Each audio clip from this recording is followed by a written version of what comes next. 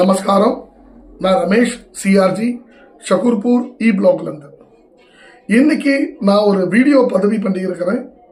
இந்த வீடியோ பதிவு பண்றதுக்கு காரணம் என்னன்னா, இந்த ஞாயிற்றுக்கிழமை நடக்க போற பிளாக் கோவில் தேர்தல். இன்னைக்கு நம்ம கோவில் மேல 20-25 லட்சம் ரூபாய் கடனா இருக்குது. அதுக்கு காரணம் என்ன? நம்ம கோயில்ல வரி தர குடும்பம் 600-700 குடும்பம் நம்ம கோவிலுக்கு வரி தருது, டொனேஷன் தராங்க.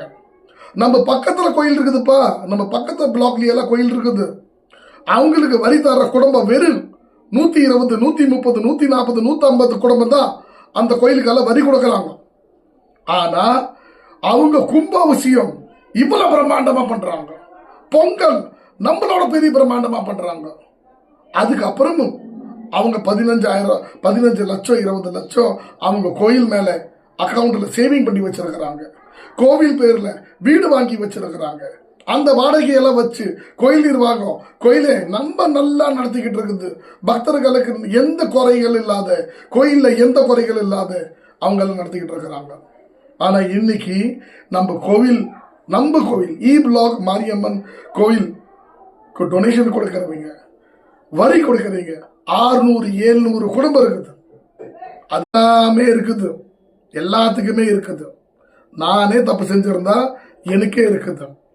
இப்ப நீங்க தப்பு செய்யலீங்கன்னா கணக்கு காட்டுறதுக்கு எதுக்கு பயந்துக்கிறீங்க? எதுக்கு கணக்கு காட்டல? ஒவ்வொரு எத்தனை டொனேஷன் வந்துச்சு, பார்க்க புக்கிங் எத்தனை வந்துச்சு, வாடகை எத்தனை வந்துச்சு, அரிசி பருப்பு மூட்டை, சிலிண்டர், எண்ணெய் எவ்வளவு வந்துச்சு, கடவுளுக்கு எவ்வளவு பவுன் வந்துச்சு, கடவுளுக்கு எவ்வளவு டொனேஷன் வந்துச்சு, உண்டியல்ல எவ்வளவு வந்துச்சு, எத்தனை வரி வந்துச்சு, அதோட பில். அது இல்லாத நீங்க எங்க எவ்வளவு செலவு பண்ணுறீங்க? பெயிண்ட் அடிக்கிறதுக்கு எவ்வளவு ஆச்சு? இப்போ ஒரு பெயிண்ட் நம்ம கோயிலுக்கெல்லாம் 5 லட்சம் 6 லட்சம் பெயிண்ட்டுக்கு ஆகும்.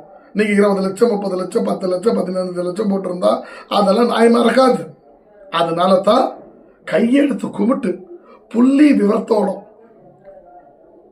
இவ்வளவு கஷ்டப்பட்டு கடவுளுக்கு காசு கொடுக்கறாங்கல்ல, அந்த மக்களுக்கெல்லாம் கணக்கு சரியா போய் சேரணும் என்கிற ஒரே ஒரு இதனால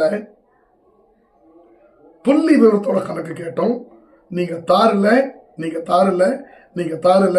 நீங்க தப்பா இருந்தா, நீங்க நியாயமா இருந்தா கணக்கு காட்டுறதுக்கு எதுக்கு இவ்வளவு பயந்துகிட்டீங்க? அதுதான் என்னோட கேள்வி.